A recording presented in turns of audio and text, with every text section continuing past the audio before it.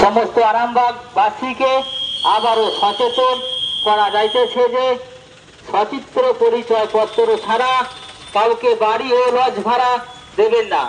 ভাড়াটিয়ার সম্পূর্ণ বিবরণ ও প্রমাণপত্র সহ অবশ্যই থানায় জমা দেবেন। অচেনা অজানা কাউকে দেখে সন্দেহজনক মনে হলে অবশ্যই থানায় খবর দিন। অযথা গুজব ছড়াবেন না, গুজবে কান দেবেন না। অকারণে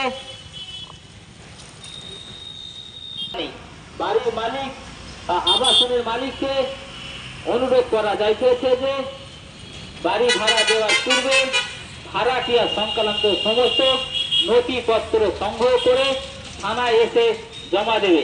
ভাড়া দেওয়ার 2 দিন আগে আরামবাগ থানার পক্ষ থেকে সমস্ত আরামবাগবাসীকে আবারও সচেতন করা যাইতেছে যে সচিত্র পরিচয়পত্র ছাড়া কাউকে বাড়ি ভাড়া ও লজ ভাড়া দেবেন না।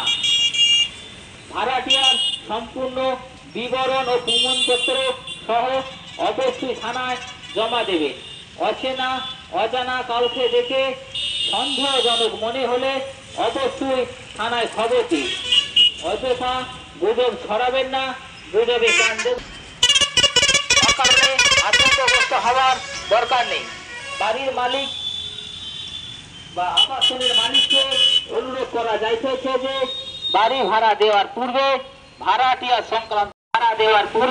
ভাড়াটিয়া সংক্রান্ত সমস্ত নথিপত্র সংগ্রহ করে থানায় এসে জমা দেবেন।